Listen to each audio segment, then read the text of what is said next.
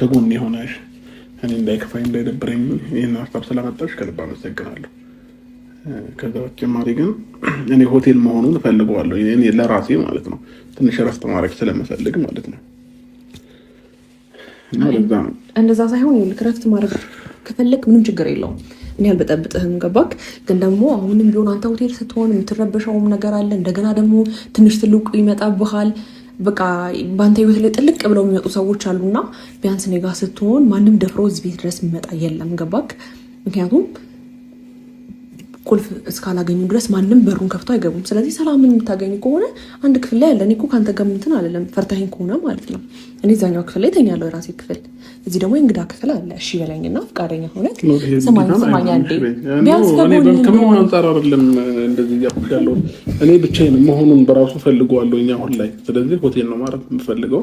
ሀሳቡን ስላመጣሽ ግን ከልብ አመሰግናለሁ። ቤትሽን ጠርተሽ እኔ እንደምጨነቅ አታውቅም ነው ብቻዬን እንደሆን ፈልጋለሁ ማለት እኛ ከጎን ካደለን እኔ እየገፋችሁ ሳይሆን እሺ እዚህ ብትሆን ነፃ አትሆንም።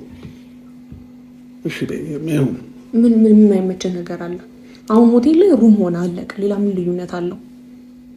የፈለከውን ነገር በለኝና እኔ ማድረግ ያቅታኝ። እስቲ የተመቸህ ነገር ሆቴል ላይ ማድረግ የምትፈልገውን ነገር የሆቴል ምግብ የሚሆን ምን በቃ ሁሉንም ነገር ማለት ነው። ብቻኝነት የምትለው ደግሞ በዛ ልክ እኔ አልገባም ከፈለክ ማለት ነው። ግን ደግሞ ቢያንስ እኔ ጋር እረፍት አድርግ እሺ በለኝ። ሰው ምንም ቢሆን ያስፈልጋል አብርሃም ገባክ? እኔ ደግሞ ከጎን ልሆን ስፈልግ ፈቃደኛ ሁን። ምንም ቢሆን አሁን ዞሮ ከቤት ከዛ ቤትም ስለወጣ በጣም ደብረዋል አይደል? እንደደበረኩ በጣም ግልጽ ነው። ስለዚህ ፈቃደኛ ሁንልኝና እኔም አብሬክ እንድኖር ፍቀድልኝ። እንዴ ሰው እንኳን የሆነ ትን ሲለው እንኳን እኮ ውሃ የሚያቀብለው ሰው ያስፈልጋል አይደል እንዴ? እኔ ደግሞ አሁን ከጎንክ ልሆን ፈልጋለሁ ገባ? ከድሮም እስካሁንም ድረስ እኔ ላንተ ያለኝ ነገር ምንም ቀንሶም እንደገና ደግሞ በደስታም ሰዓት የሚመጣ አይነት ሰው አይደለሁም። ታውቃለህ በደንብ። ምናልባት በደስታ ሰዓት ከጎን ልሆን እችላለሁ፣ ግን ብዙ ጊዜ ብቸኝነት በተሰማ ሰዓት ከጎንክ ማንም እኮ የለም እንደዚህ አይደል እንዴ? ስለዚህ ያን ነገር እኔ ለመቋቋም ሬዲ ሆኜ እንደዚህ ቤቴ ድረስ ናት ነው ወይስ አልተመቸም ነው? ለምንድን ነው እኔ የማይሆን ነገር እንድታስቢ አልፈልግም። ምናልባት ይህንን ነገር ሀሳብ ስታመጪው ለእኔ ይሻላል ብለሽ እንዳመጣሽው አውቃለሁ። ግን ደግሞ ፍላጎቴንም ጠብቂልኝና ብቻዬንም መሆን ስልሽ ውሏችንን እንገናኛለን። ቀን ኖርማል ነው። ግን አዳሬ ለብቻዬ ብዙ ነገሮችን እያሰብኩኝ ከራሴም ጋር እየተወያየው መቆየት ስለምፈልግ ለዛ ነው እንዳይደብርሽ በጣም ይቅርታ ከምልሽ በላይ በጣም ይቅርታ ጌታ። ይህን ሀሳብ አምጥተሽ ባለመስማማት ይቅርታ። ግን ደግሞ ስለማይሆን ነው። አሁንም መሄድ አለብኝ። እየመሸ ስለሆነ እንገናኛለን። እደውልልሻለሁ። አይደብረኝም። ምናልባት ይከፋዋል፣ ይደብረዋል ብቻውን ነው ምናምን ብለሽ እንዳታስቢ። እኔ እግዚአብሔር አለኝ ከኔ ጋር።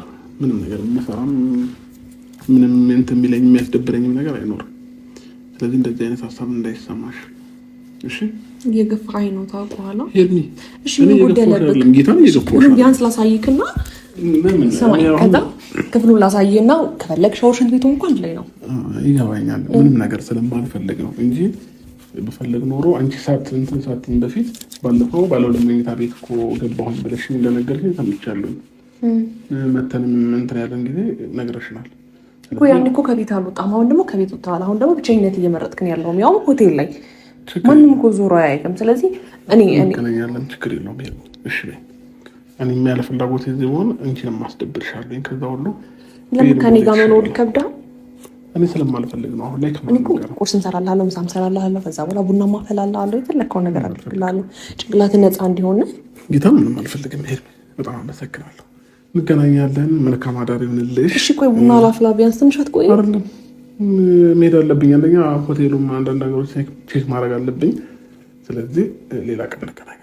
መልካም አዳር ይሁንልሽ። በጣም አመሰግናለሁ። ግን ጌታ ጠርተሽኝ ምሳ ስለጋበዝሽኝ ምሳሽም ቆንጆ ነበረ። አሪፍ ታይም ማሳለፍ ያለውኝ።